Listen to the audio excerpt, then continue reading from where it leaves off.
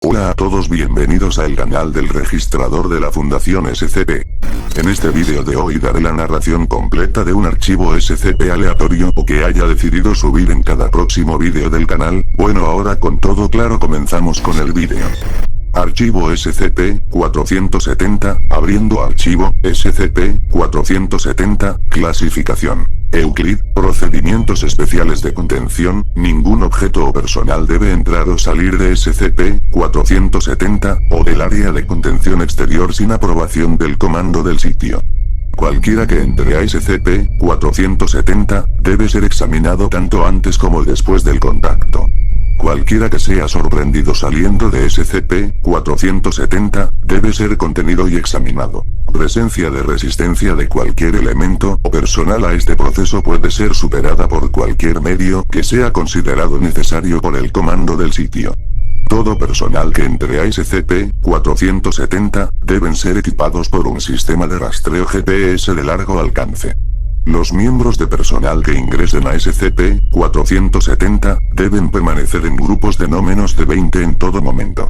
Si el personal se separa por cualquier razón, datos borrados, o cualquier combinación de ambos, los restantes deberán salir inmediatamente de SCP-470.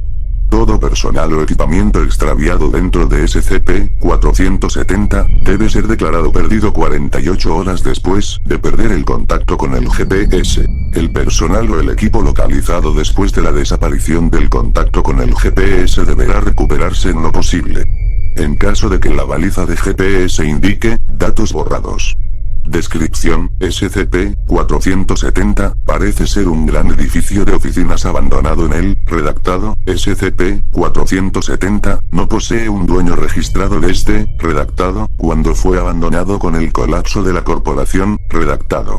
El edificio tiene 7 pisos, incluidos los pisos subterráneos, y en un estado general de deterioro consistente con su período de abandono. SCP-470, parece ser, o alojar, una anomalía dimensional, causando que sus habitaciones interiores varíen y se vuelvan otras ubicaciones que han sido abandonadas por períodos extensos de tiempo. La capacidad para que una localización pueda aparecer dentro de SCP-470, parece manifestarse después de 20 y 30 años de poca o nula observación, interacción u ocupamiento humano. Esta anomalía parece estar limitada a las habitaciones de SCP-470, con los pasillos restantes principalmente estables.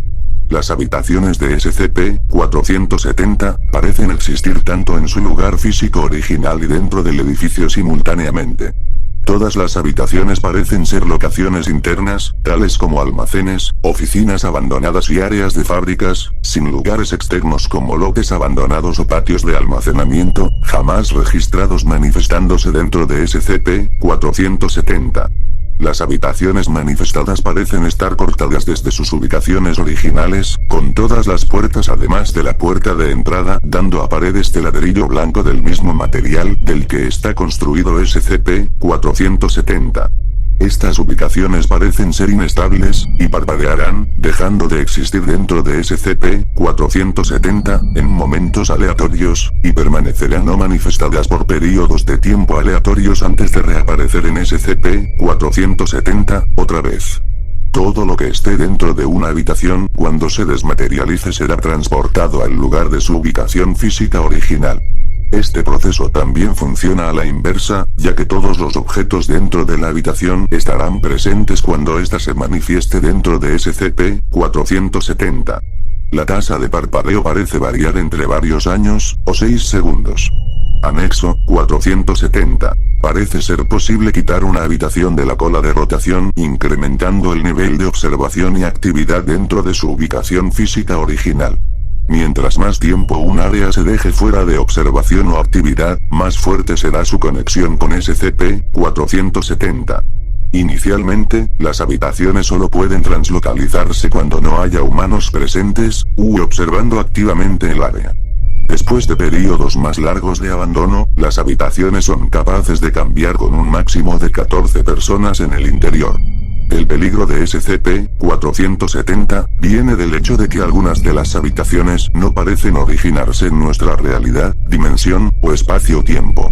Algunos están construidos de elementos no terrestres, o poseen artefactos en paralelo con ninguna tecnología o construcción conocida.